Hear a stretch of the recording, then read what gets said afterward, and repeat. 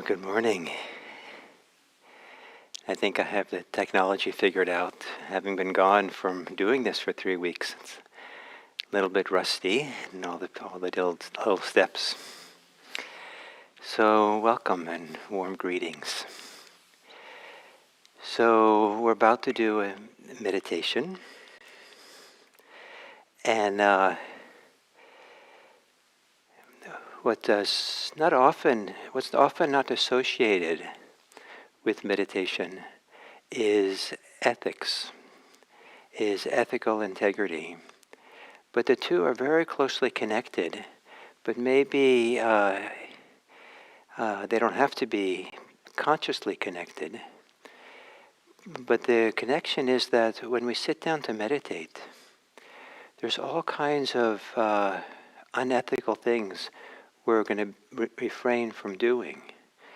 We're not going to be actively killing or injuring anybody else. We're not going to be stealing or lying or engaging in sexual misconduct. We're sitting very quietly and still. And so physically it's a time where we're avoiding behavior which would be considered unethical. Internally, we are training ourselves to not be distracted, not be caught up in compulsion or thoughts, and the kind of impulses that get us reactive to what's happening. And the most impulses to be unethical are ones that take us away from being mindfully present here and now in the present moment. So the degree to which we're practicing present moment awareness, going back here, we are disengaging ourselves from unethical impulses and thoughts. They might still come up, but we're not participating in them anymore. We're not giving into them. And so there's an inner ethical stance, inner ethical space that we are entering into, even if we hadn't never thought about it that way and couldn't care less whether that's the case or not. But it is the case, and there is value in appreciating that, and it supports the meditation practice. And the thing that I'd like to emphasize today is that this inner ethical space that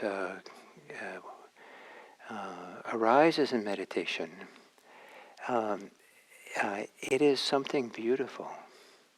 There's a beauty to it. There's a harmony to it. There's something quite lovely about it. And to attune oneself to that beauty, to that harmony, that loveliness, to realize, oh, here, there's almost like a work of art. It's a kind of the beauty of, so just listening with a quiet mind has a kind of elegance or a kind of clarity or kind of beauty to it. Simplicity, the beauty of simplicity. To feel and sense peacefully. What we feel might not be so wonderful, but the ability, the capacity to feel peacefully is beautiful. The capacity to know clearly has a kind of beauty, the beauty of a clear mountain lake maybe. And even though everything might be confusing and we might be dull or we might be groggy, there can be a beauty in the simplicity of knowing that that's the case. Whatever we can know with clarity, the obvious thing that we can know clearly, there's a kind of truth statement. Oh, I'm groggy, I'm dull, I'm sleepy. And there's something about saying the truth, even though it's so obvious, is also a kind of beauty to it. So, as we meditate today, maybe you can have a sense, maybe a glimpse of how sitting in meditation not only is ethical, but even more important, maybe more deeply, that the ethical nature of sitting quietly gives us access to a kind of inner beauty, inner harmony, inner clarity, something that feels inspiring in and of itself.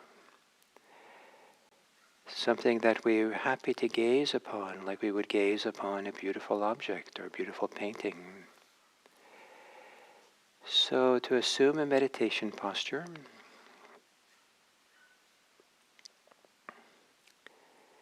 and to lower the gaze, perhaps close your eyes. And if you were going to do so in a beautiful way and graceful way, gently take a little bit deeper breaths and a little longer exhales. Seeing if you can feel a rhythm of breathing in and breathing out.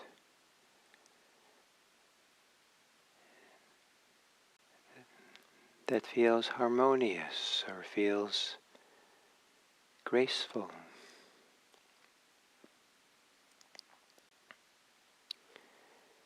And then as you exhale, gracefully, peacefully, let go of your thoughts.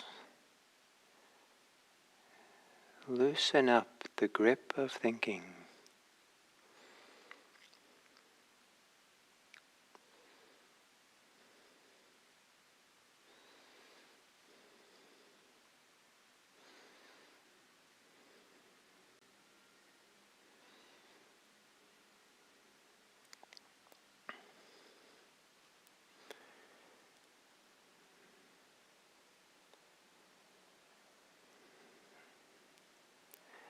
As you breathe in, feeling your body, a wide experience of your body.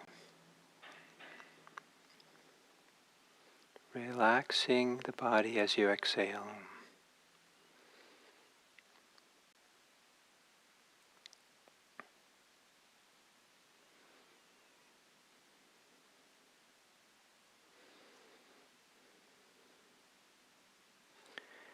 And then letting your breathing return to normal.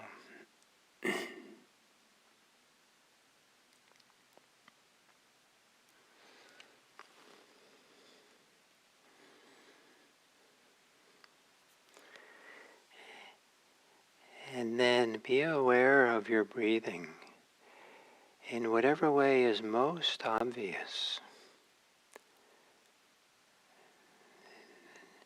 Not straining or trying to do too much.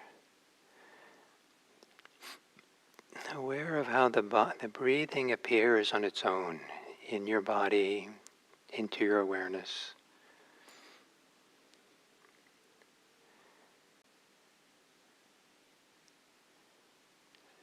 In whatever way there's clarity, a clear awareness of breathing or part of the breathing.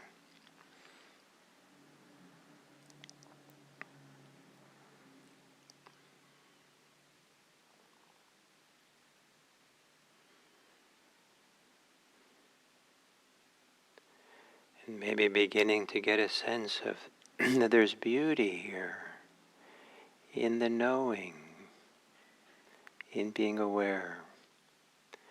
If we're not straining or contracting or judging ourselves, the simplicity of awareness.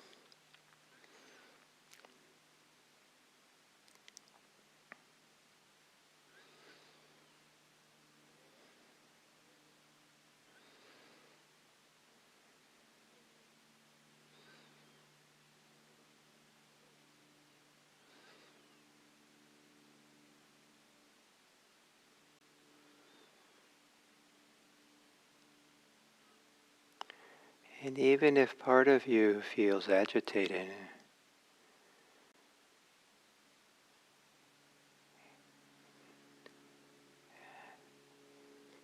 to have a receptive awareness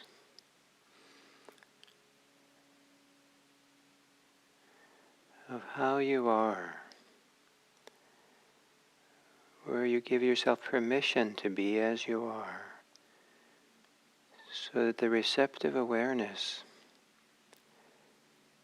can feel graceful, generous, harmonious, maybe even a beauty to it.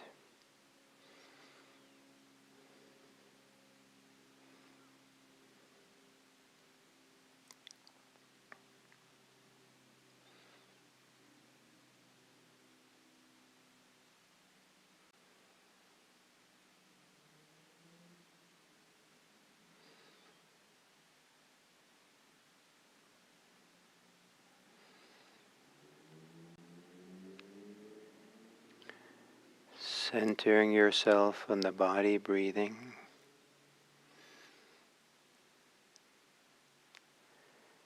To see how simple the awareness of breathing can be, with the idea that the more simple the knowing, the awareness of breathing can be, the more it is beautiful. There's a harmony or grace to it.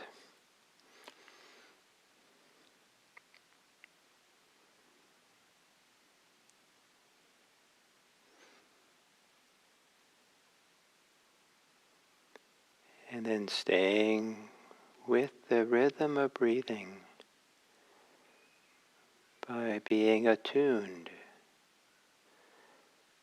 to the quiet, peaceful, clear loveliness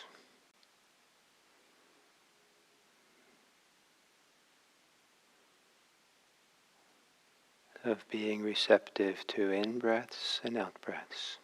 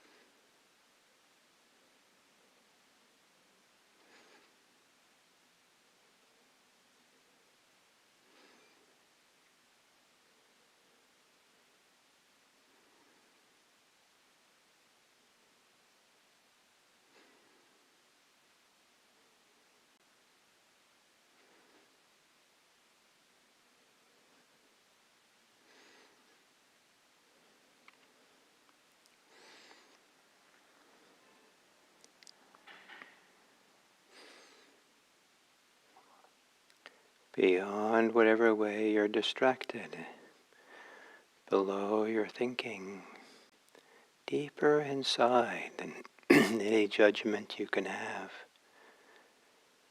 Is there a place of being, of knowing, of intimacy with yourself that has some quality of beauty or loveliness, gentleness, that is predisposed to being harmonious with all things,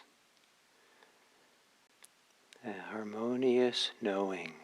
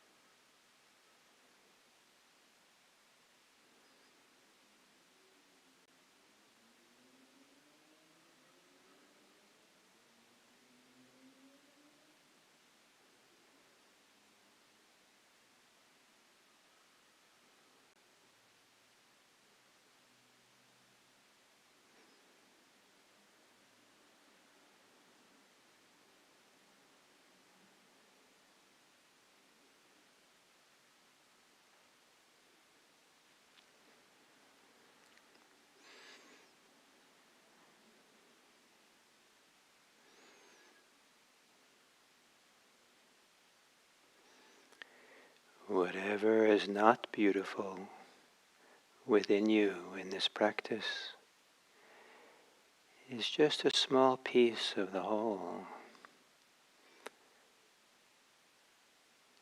To allow your awareness to expand into the whole,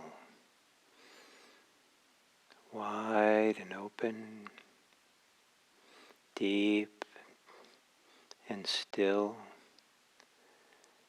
There you might find what is beautiful.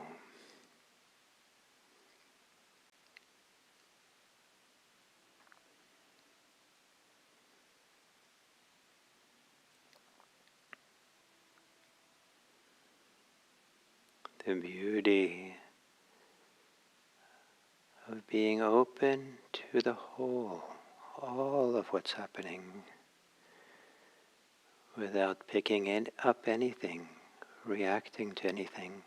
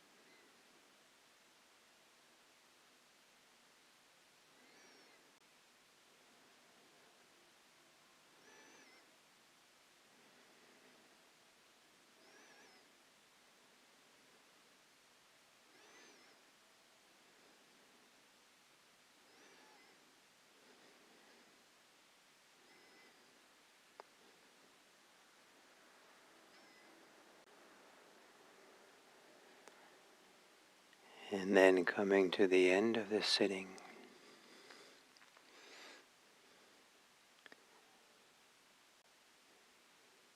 to allow yourself to be still and quiet just temporarily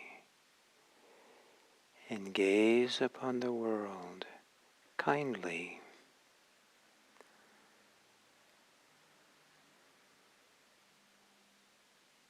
Gaze upon the world, bring up to mind the people you'll see, the situations you'll be in, and imagine moving through them beautifully, gracefully, harmoniously.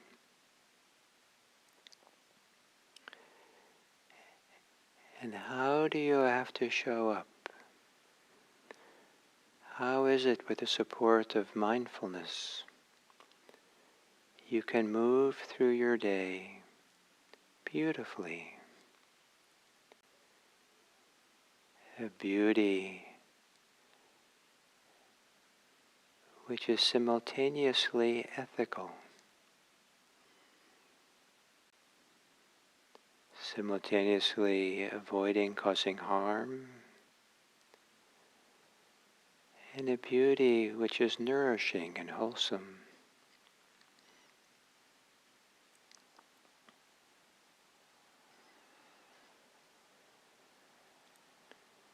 May we go into the world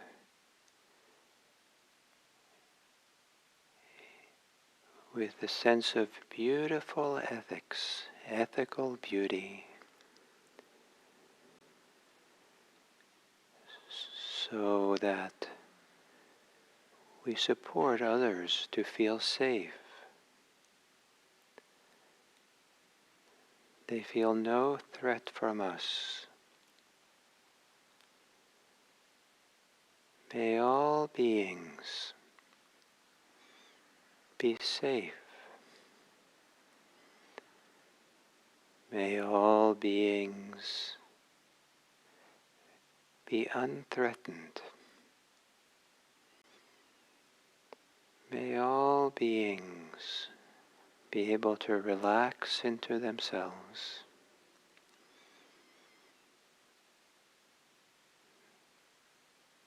May all beings be peaceful.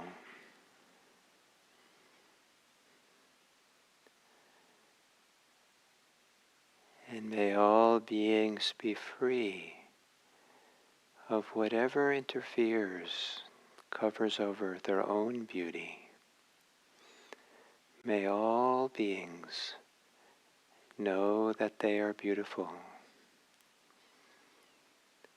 And may we have the eyes to see that.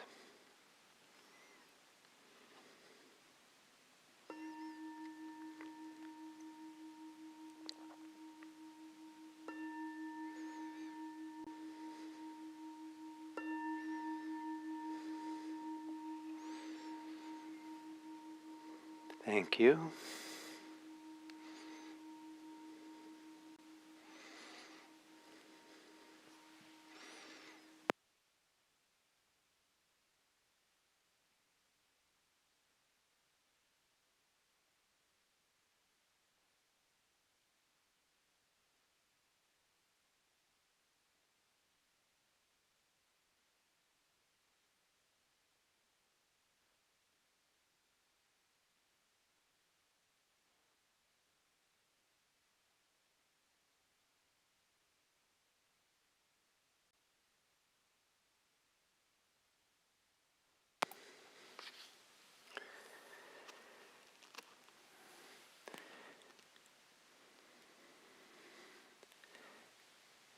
So welcome to this third talk on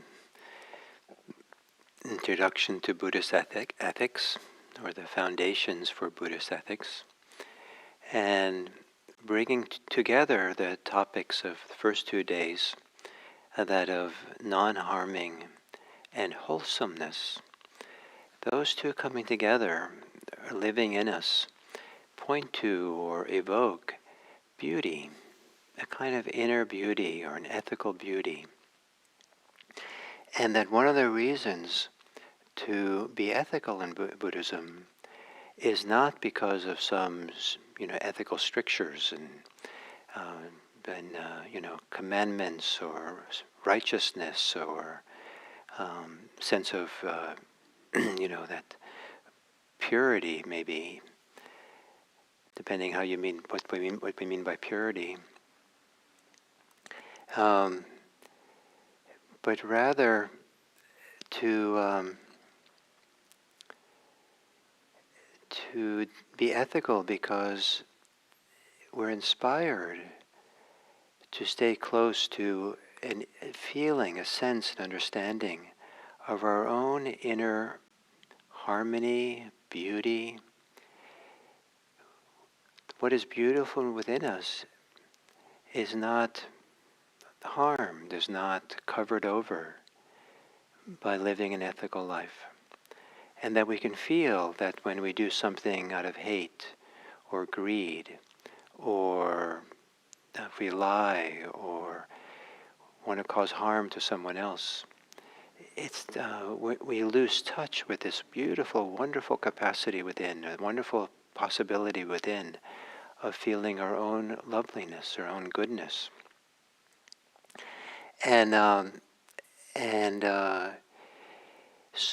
So one of the words in the Buddhist teachings that can be translated as ethics or ethical is the word yesterday, kusala.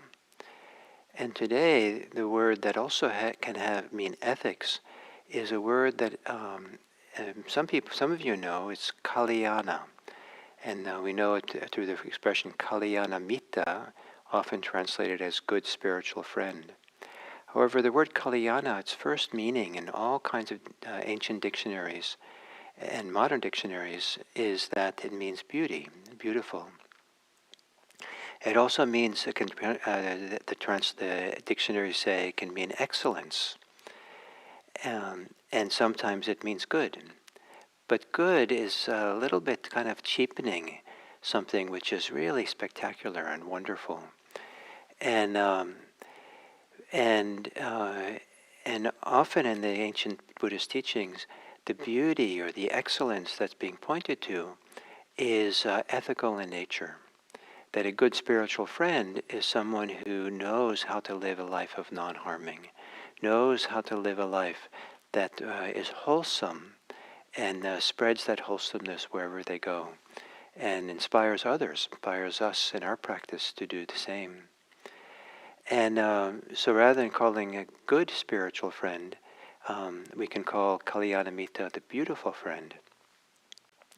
And that and there's an expression that's sometimes translated as the Dharma is good in the beginning, good in the middle, and good at the end. And certainly that's good, and good is good. But to say the Dharma is beautiful in the beginning, beautiful in the middle, beautiful in the end, is pointing to a possibility, pointing to what we're capable of. It points to something within ourselves which is more than just good. It's inspiring in its sense of how it feels kind of inspiringly lovely, inspiringly beautiful, inspiringly calming or peaceful, or a sense of clarity. Rather than using the word purity, I like to use the word cleanliness, something about the inner life that can feel completely clean. And so the sense of beauty overlaps with clean, or the sense of ethical overlaps with this deep sense of there's an inner feeling of being cleansed.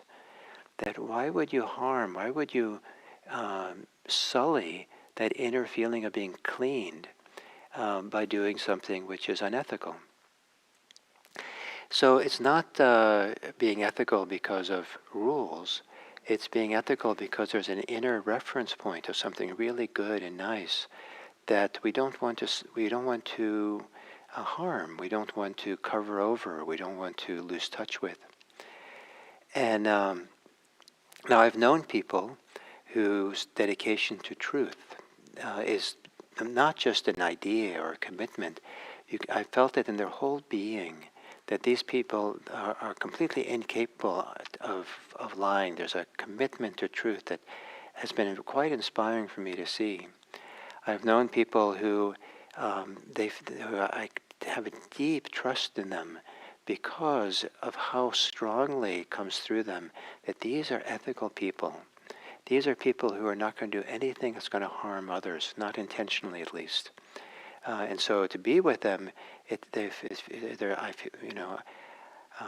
there's a safety, but also what I value more is a deep trust or confidence in them, and a mirroring in those people of what's possible for me as well. It evokes the same kind of orientation for me as well.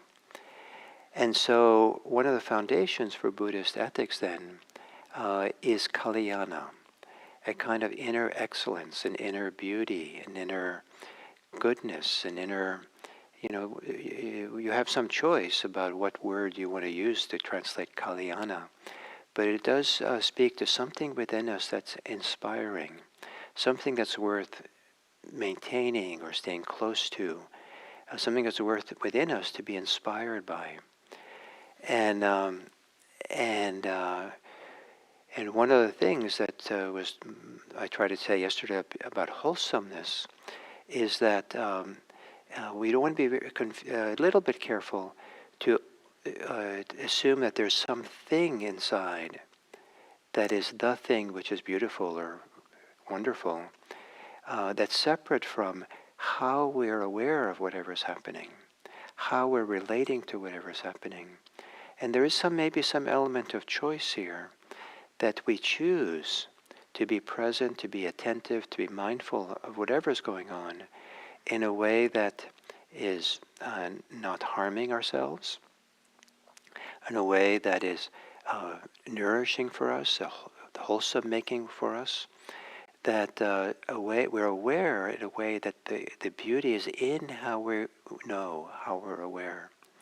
So it can be very simple, something like the mind wanders off, and I've spent years being upset with myself that the mind wandered off, and then I jerk my mind back, sometimes in a harsh way, and it just certainly was not beautiful how I came back from being distracted.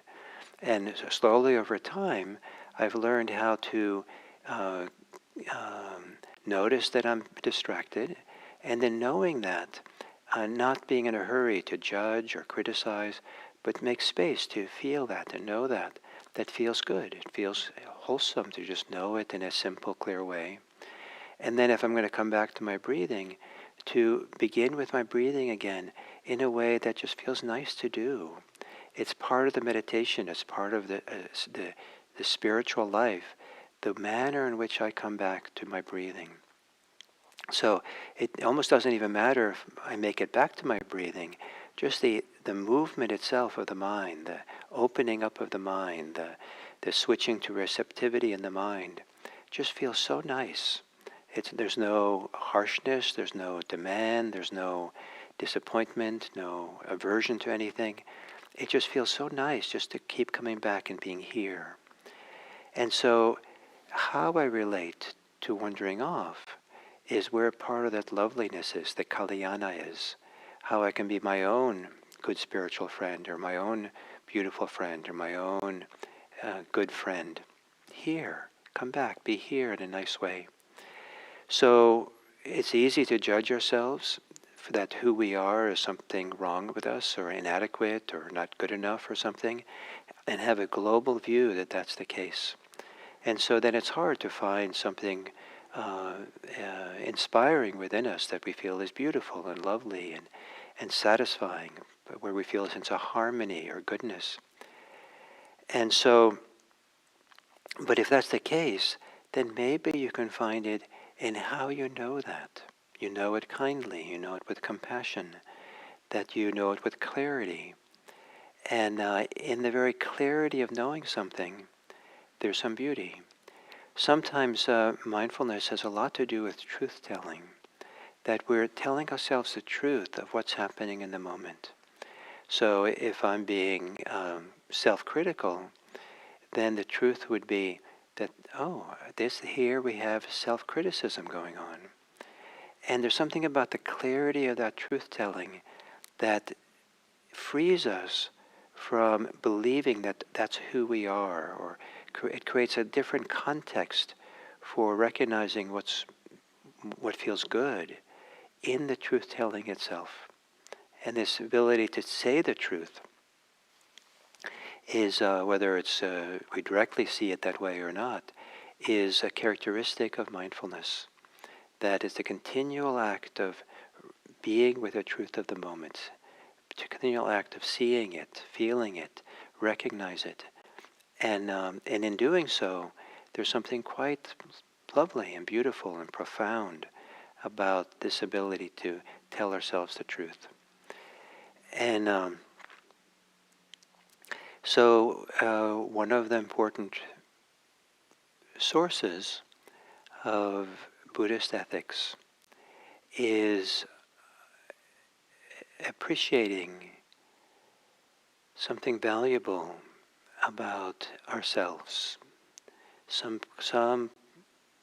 way in which we discover within ourselves an inner beauty, an inner harmony, an inner cleanliness, an inner harmony, an inner goodness.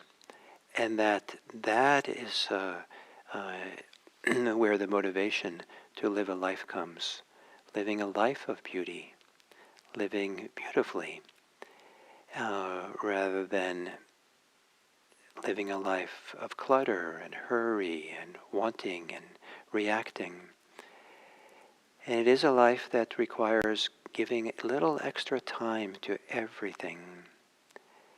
To live beautifully is to give time to each thing If you don't give time, chances are you won't feel the inner beauty. And if you do give time, maybe each thing you'll do will be more thorough and complete, and there'll be less to clean up after yourself. May you live a beautiful life, and may you understand how inner beauty is an inspiring source for living an ethical life. Thank you.